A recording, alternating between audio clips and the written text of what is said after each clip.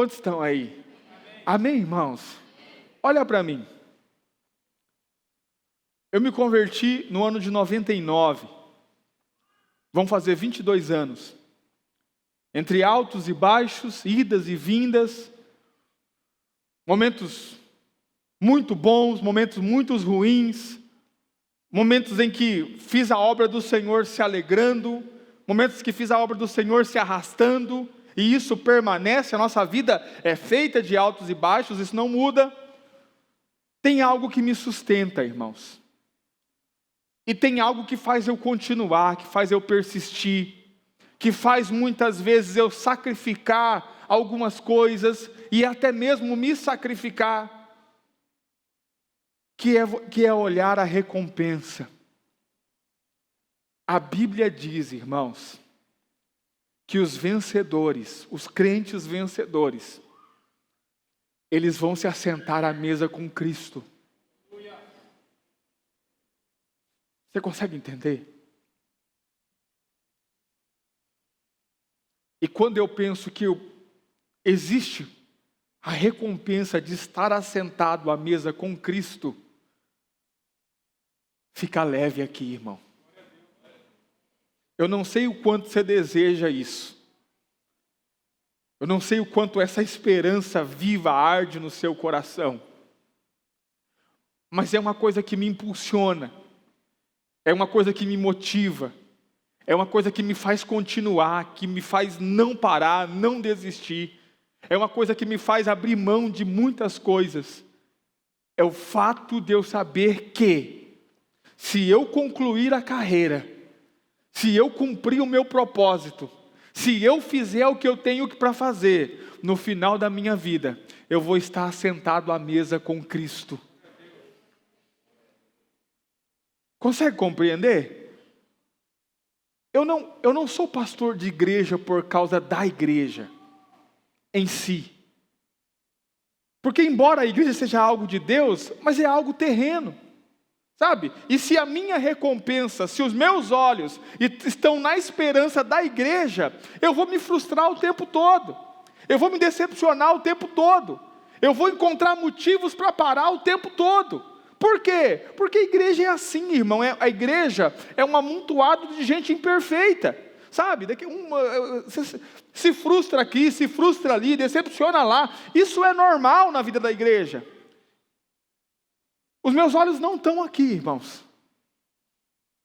Os irmãos conseguem compreender? Os meus olhos estão lá. Porque breve ele virá. E quando ele chegar, nós estaremos com ele para sempre.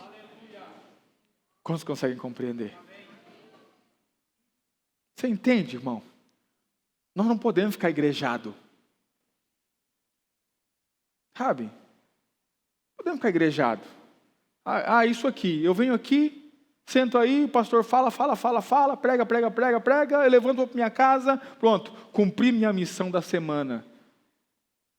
Você está igrejado. Entende? Quando Cristo ressuscitou, no momento em que Cristo ia sendo julgado, a Bíblia diz que Pedro negou Cristo. Um evangelho diz que ele negou 3 vezes, antes que o galo cantasse. E quando Jesus ressuscita, Jesus vai lá restaurar o Pedro. Amém, irmãos? E o Pedro está pescando, Jesus aparece, Pedro pula na água, vai lá, não tem coragem de perguntar se é ou não Jesus, o que me faz entender que de repente ele estava com outra aparência. E aí Jesus fala, vamos caminhar um pouquinho, vamos conversar, Pedro. Aí eles saem caminhando, e aí as famosas perguntas de Jesus a Pedro. E ele pergunta a primeira vez, Pedro, você me ama? Aí o Pedro, Senhor, tu sabes que eu te amo. Olha Jesus, então apacenta as minhas ovelhas. Aí mais uns 2 passos, Pedro, deixa eu te perguntar uma coisa. Você me ama? Senhor, já te disse, tu sabes que eu te amo. Pedro, então apacenta as minhas ovelhas. Quantos estão aí? mais uns 3 passos. Pedro, só mais uma vez para ter certeza. Você me ama? E a Bíblia diz que Pedro se entristeceu, porque já era a 3ª vez que Jesus perguntava para ele. E aí ele responde assim: Senhor, tu sabe todas as coisas, tu sabe que eu te amo. Mas há algo interessante nessa pergunta, nessa última pergunta. Jesus diz assim, tu me amas mais do que a eles? Pedro diz, o Senhor sabe todas as coisas, sabe que eu te amo.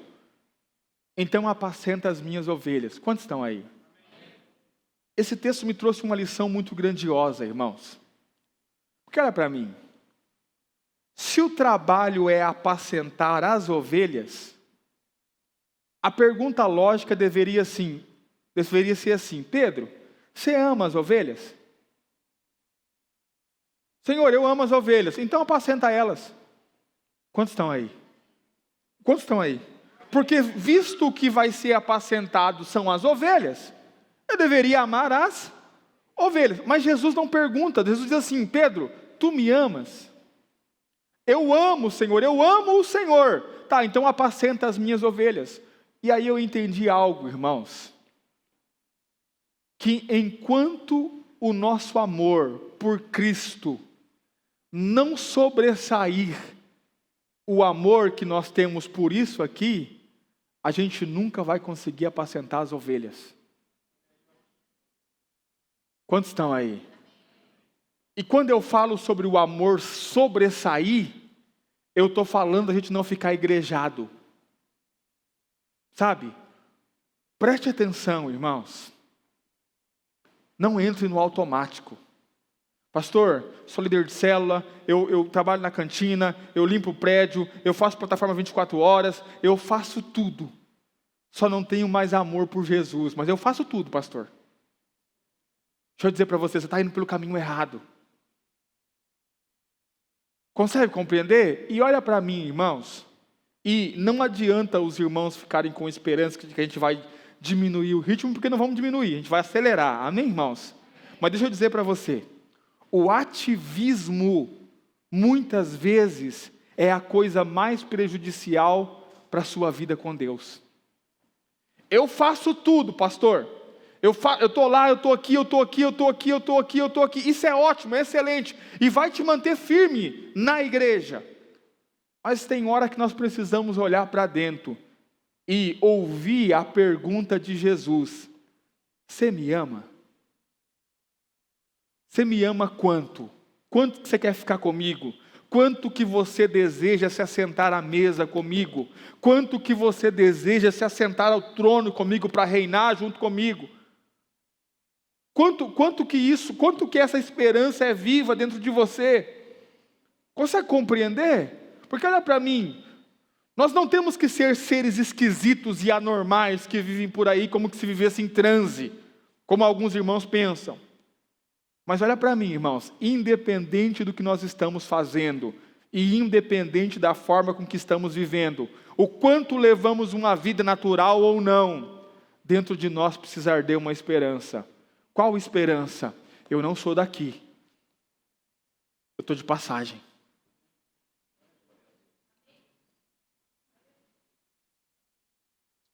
Olha para mim. Sabe por que tem muitas coisas que não me entristecem mais? Por quê, pastor? Porque eu não sou daqui. Consegue compreender? Ah, perdeu tal coisa. Irmão, eu não sou daqui. Consegue? Por que eu vou ficar preocupado com uma coisa se eu não sou daqui? E isso tira de você um fardo, um peso. Consegue compreender? E você se permite coisas e erros e percas que, se você acreditar que você vive aqui eternamente, você vive angustiado o tempo todo. Os irmãos conseguem compreender isso? Esse vírus mesmo, irmãos. Quantas pessoas com medo? Pastor, você tem medo? Não, eu não tenho medo. E olha para mim, eu não tenho medo e eu não tenho a ilusão de que eu estou dentro de uma bolha e que o vírus não vai me pegar. Não tenho essa ilusão. Eu sei que estou exposto e que posso pegar o vírus. e que se pegando o vírus, tem o risco de perder a vida. Tá, mas e daí? Você entende como fica fácil? E daí? E se morrer? Irmão, se morrer, foi para a glória. Ah, pastor, então você quer morrer? Não, eu não quero morrer, eu só não vou viver aprisionado com medo, porque eu não sou daqui. Estou de passagem. Então a vida fica mais leve, fica mais fácil. Amém, irmãos? Quantos estão aí? Ah, mas o pastor é irresponsável. Meu irmão, posso até ser irresponsável, mas eu sou o irresponsável que estou com os olhos lá em cima. Estou muito preocupado com as coisas daqui, não. Quantos conseguem compreender isso, irmãos? Voltando, vamos lá. Olha só, bendito seja o Deus e Pai, verso 3, de nosso Senhor Jesus Cristo, que segundo as suas grandes misericórdias nos gerou de novo para uma viva esperança, pela ressurreição de Jesus Cristo dentre os mortos. E aqui está o ponto do Evangelho, preste atenção. Abre a sua Bíblia comigo em 1 Coríntios capítulo 15, verso de número 3. 1 Coríntios 15, verso 3. Os irmãos estão aí? Porque primeiramente vos entreguei o que também recebi. Ou seja, Paulo está dizendo assim, eu estou falando para vocês o que eu recebi. O quê? Que Cristo morreu por nossos pecados segundo as Escrituras. O motivo dele morrer é que ele morreu por nossos pecados. E que foi sepultado e que ressuscitou ao terceiro dia, segundo as Escrituras. Então Cristo morreu, foi sepultado e ressuscitou. Verso 5. E que foi visto por Cefas, o Cefas aí, o Pedro, e depois pelos 12, né? E na verdade ele não foi visto pelos 12, ele foi visto pelos 11. Está errado o texto aí, porque o Judas já tinha ido embora. Amém, irmãos? Depois foi visto uma vez por mais de 500 irmãos. Então, depois que ele ressuscitou, Pedro viu, os outros apóstolos viram, mais que de 500 irmãos viram, dos quais vive ainda a maior parte, mas alguns já dormem também, alguns já morreram. Depois foi visto por Tiago, depois por todos os apóstolos, e por derradeiro de todos me apareceu a mim, Paulo, como a um nascido fora do tempo. Lembra que Jesus apareceu para Paulo no caminho de Damasco, quando ele viu a luz lá e ficou cego, bem depois da ressurreição de Cristo. Verso 9. Porque eu sou o menor dos apóstolos, que não sou digno de ser chamado apóstolo, pois persegui a igreja de Deus. Mas pela graça de Deus sou o que sou, e a sua graça para comigo não foi vã. Antes trabalhei muito mais do que todos eles, todavia não eu, mas a graça de Deus que está comigo. Paulo está dizendo assim, eu nasci mais tarde em Cristo, né? Porque Paulo apareceu depois, só que ele trabalhou bastante para compensar o tempo que ficou perdido. Amém, irmãos? Verso 11. Ou seja eu, ou sejam ele, assim pregamos e assim havemos crido. Ora, se prega que Cristo ressuscitou dentre os mortos, como dizem alguns que dentre vós, que não há ressurreição dos mortos? Olha a pregação na igreja, preste atenção. Irmãos, é mentira isso aqui, amém, irmãos? Não vai acreditar. Alguém vai e edita o vídeo, né? Mas vamos lá, não tem problema. Irmãos, olha, coma, beba, viva regaladamente, porque morreu, acabou, não ressuscita. Pensa como que isso ia mudar a sua vida. Porque presta atenção, se é só isso aqui e não tem ressurreição, como é que eu vou viver? Porque primeiro, se não tem ressurreição, eu não vou ser nem julgado. Julgado para quê? Se eu não vou ressuscitar. Os irmãos estão aí? Então Paulo está dizendo, olha, se nós estamos pregando que Cristo ressuscitou, como tem alguns dizendo que não tem ressurreição? Continuando, verso 14. E se Cristo não ressuscitou, logo é vã a nossa pregação, e também é vã a nossa... Ou seja, irmão, olha para mim. Se Cristo não ressuscitou, tudo isso aqui não vale nada. Ah, eu vou viver uma vida piedosa. Para que se não tem ressurreição? Consegue compreender? Se a vida é só essa aqui, e olha o problema, preste atenção. Tem muitos irmãos que creem na ressurreição na cabeça, de informação. Não, eu sei que tem uma ressurreição, mas não crê dentro, no coração e no espírito. E se você não crê no seu espírito que há uma ressurreição, e que quando a vida termina aqui, nós vamos ressuscitar para uma vida eterna, seja ela uma vida eterna com Deus, ou seja uma vida de condenação eterna, se você não crê nisso dentro do seu coração, você vive como esses irmãos aqui, como se não houvesse ressurreição. Ou seja, eu vou aproveitar essa vida aqui, porque acabou, eu não sei quando eu vou morrer. E aí tem muita gente se entregando a todo tipo de porcaria, porque acredita que é só essa vida. Eu vou curtir agora, que morreu, acabou. Deixa eu dizer para você, morreu não acabou, morreu começa. E olha para mim, e essa aqui é passageira. A próxima vida não tem fim. Ela é eterna. Ou vida eterna, ou tormento eterno. Observe, verso 15.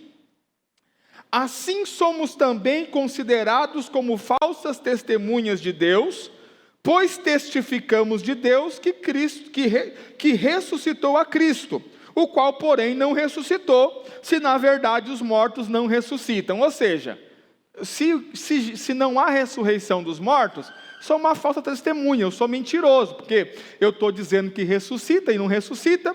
Verso 16, porque se os mortos não ressuscitam, também Cristo não ressuscitou.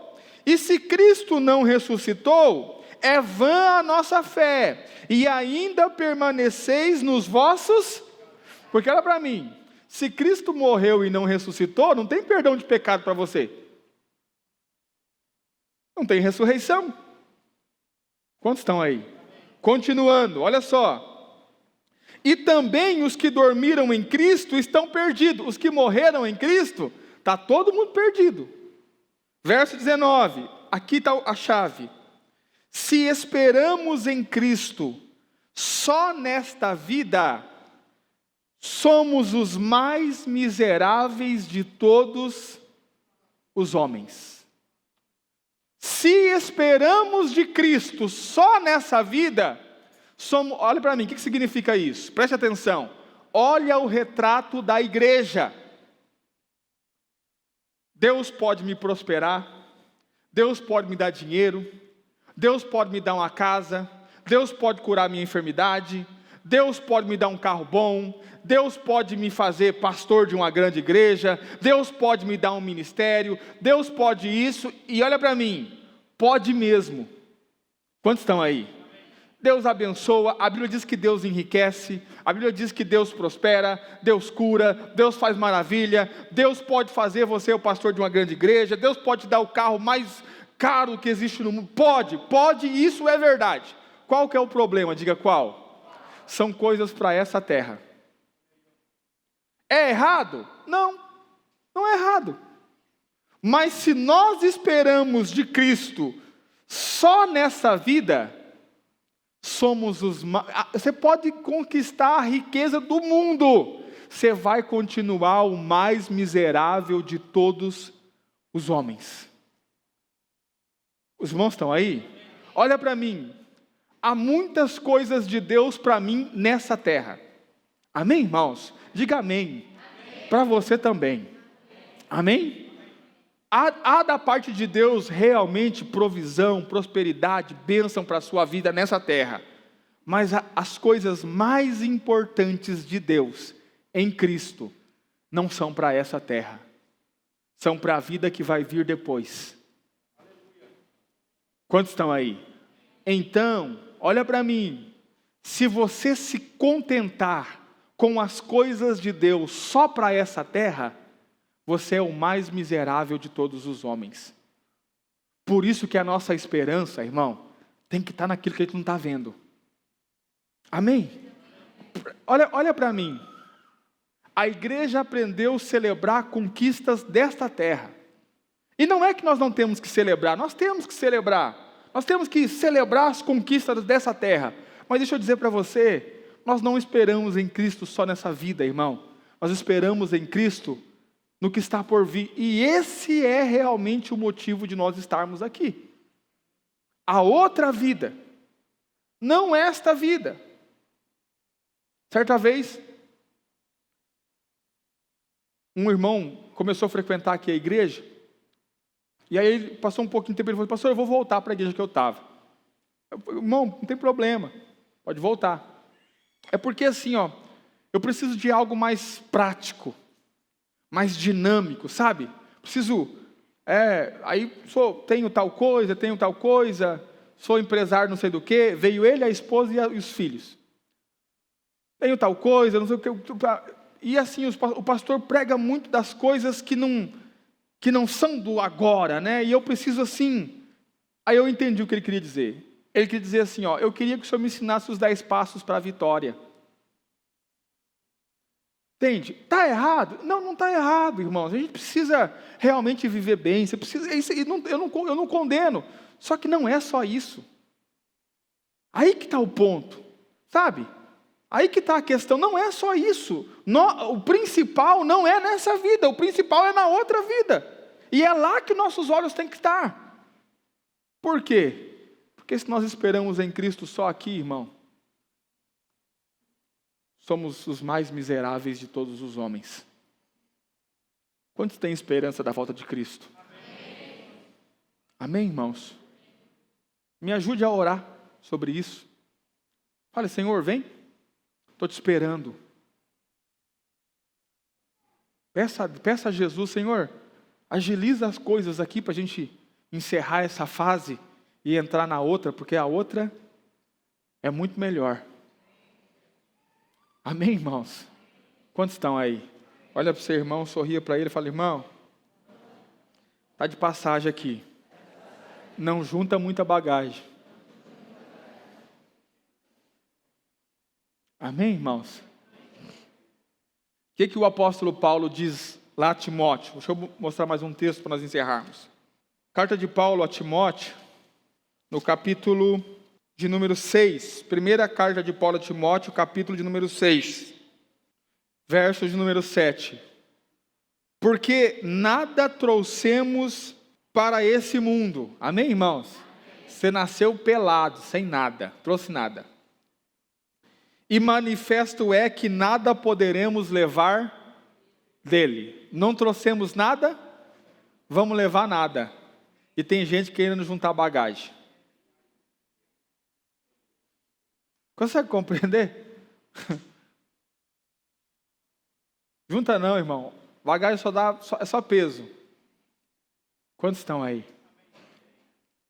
Viva da melhor forma possível. Tenha a melhor vida possível. Mas não junte bagagem. O que é juntar bagagem, pastor? É fazer a vida ficar pesada quando você coloca os olhos só nas coisas da terra.